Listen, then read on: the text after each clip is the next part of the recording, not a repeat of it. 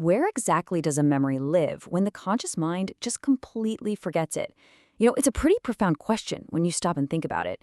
We usually view trauma and memory as these purely psychological things, right? Like they're just locked away somewhere up in the folds of our brain. But what if your physical body is actually storing and remembering the very traumas that your mind has suppressed? Well, welcome to this explainer. Today, we're going to explore what we call the architecture of healing. We're going to take a really fascinating spatial journey through the body. We'll start way zoomed out at the macro level of muscle and tissue tension, then we'll shrink all the way down to the microscopic behavior of our DNA, and finally, we'll expand back out to the big picture, human consciousness itself. Okay, let's dive right in. So, to really understand this idea of physical memory, we have to talk about fascia. There is absolutely no structure in your body that exists outside of this continuous three-dimensional web that's literally holding you together. When it's healthy, fascia is fluid, it's wavy, and it's super hydrated. But when we experience trauma, an injury, or even just chronic everyday stress, it dehydrates and hardens. And this creates a pretty stark physical reality. In its compressed state, fascia can exert up to 2,000 pounds of pressure per square inch on your pain-sensitive structures. That is massive. So that chronic neck tension or that incredibly tight hip that just refuses to let go, that isn't a failure of your muscles. Those are physical, hardened stories that your fascia is actively holding on to. Okay, so how does this actually work in practice? Let's take a look at the physical marks of trauma and why your fascia behaves like a liquid crystal. What's absolutely wild here is the physics behind our biology. Fascia actually has a liquid crystalline structure. That means it behaves in highly measurable ways, kind of like a quartz crystal. And because of this, it's piezoelectric.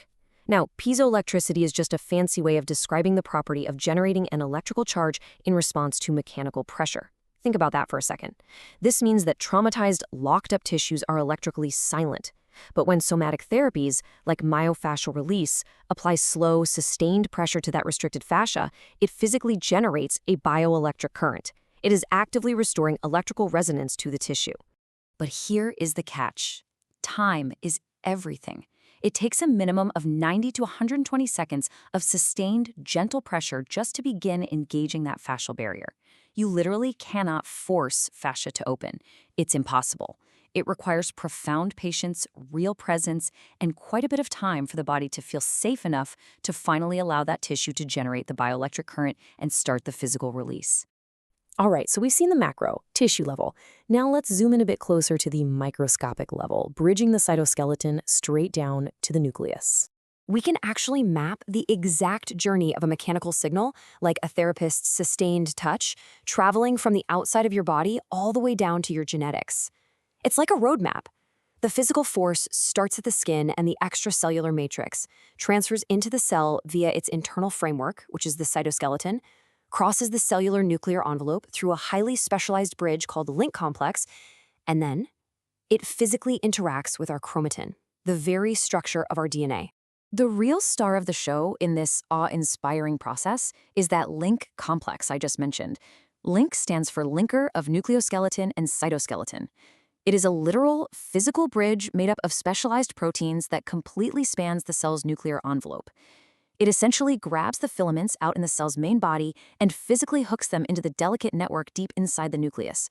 So, when external pressure is applied, this bridge acts just like a pulley system, tugging on the nuclear envelope to transmit physical force directly into the command center of the cell.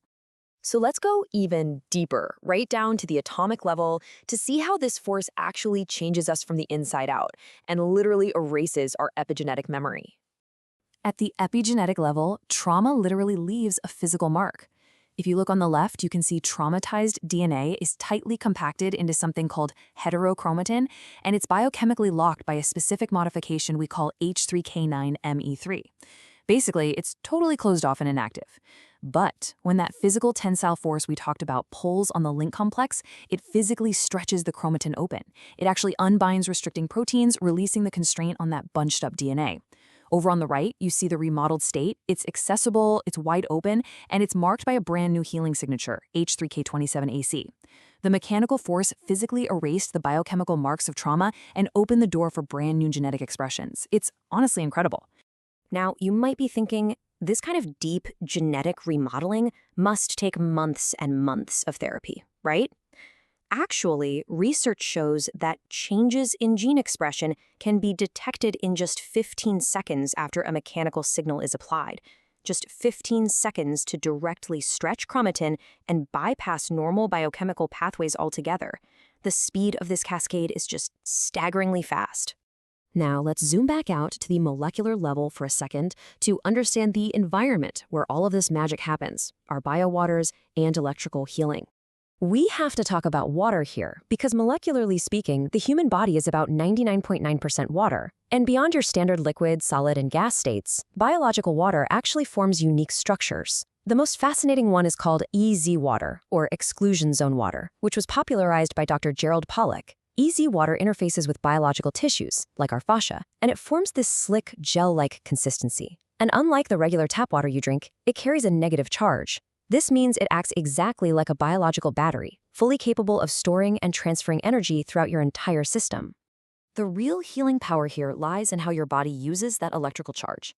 The ground substance, which is the fluid matrix surrounding literally every single cell in your body, serves as a whole body reservoir for antioxidant electrons.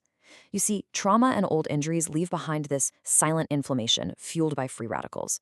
But somatic therapies and even simple practices like grounding or earthing actually replenish this fluid matrix with fresh antioxidant electrons. Because the whole network is totally interconnected, these free electrons migrate directly to the site of an old injury or chronic pain and instantly neutralize the free radicals that are causing all that inflammation. Finally, let's zoom all the way out to the holistic level of the brain and human consciousness, arriving at something called the microgenetic moment. This feeling of profound bodily release is deeply tied to Jason W. Brown's theory of microgenesis. It suggests that a single quantum unit of consciousness doesn't just pop into existence all at once. Instead, it unfolds from the bottom up.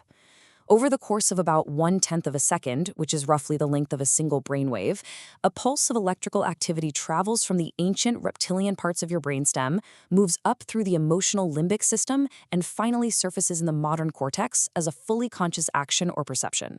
So the absolutely crucial point here is what happens when this entire interconnected system, your electrically charged fascia, your unwound DNA, and your brainwaves, reaches a state of total resonance. It can trigger a microgenetic moment. This is a fraction of a second where a sudden flash of resolution totally wipes away early traumatic connections. Your brain experiences this temporary period of profound cerebral malleability. It's essentially a total meltdown or deletion of your old traumatic perspectives. It gives you the chance to suddenly interpret reality without the heavy burden of your past patterns. The body physically lets go, and the mind just naturally follows. We've seen how mechanical pressure can reach straight into your very DNA to erase trauma, and how the structured water in your body acts as a conductive, healing electrical network. So I want to leave you with this final thought. If your body is essentially a liquid crystal, heavily reliant on electrical resonance and molecularly 99.9% water, what frequency are you broadcasting to your own biology? Your mindfulness, your presence, and how you physically interact with your own tissues are actively tuning the cellular matrix of your body every single second of the day. So what are you telling it to remember? Thanks for joining me on this explainer, and keep exploring.